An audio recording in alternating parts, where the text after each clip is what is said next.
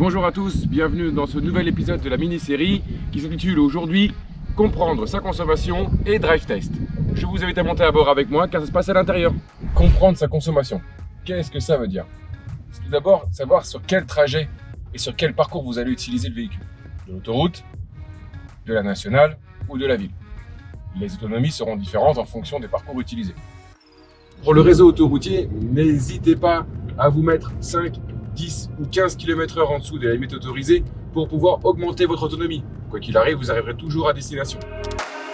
Lors de grands déplacements, ce que nous faisons actuellement sur un road trip de plus de 2500 km, il y a été utilisé plusieurs fois l'autoroute pour une question de facilité et souvent le réseau secondaire pour redécouvrir un peu les trajets.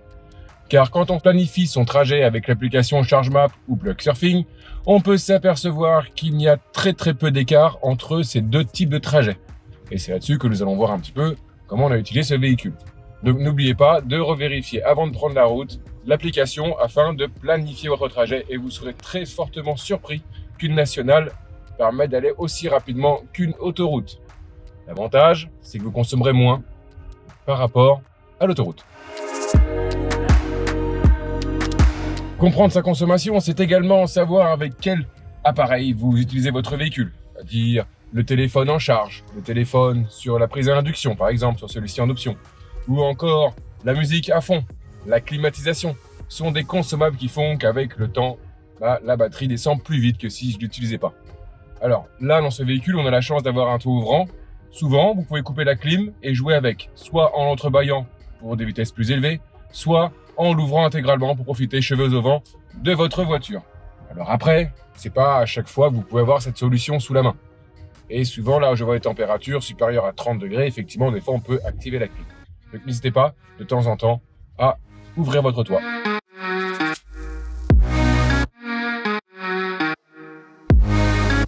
Une fois avoir pris toutes ces informations en compte, que ce soit le trajet secondaire, autoroutier, planifier mon trajet ou encore contrôler les différentes consommations, maintenant on profite de cette belle voiture, très agréable dans cette région où on peut faire rouler le véhicule, le recharger lors de la levée du pied sur l'accélérateur grâce au système One Pedal Drive qui est accouplé avec l'ABS qui récupère l'énergie cinétique et la renvoie dans les batteries.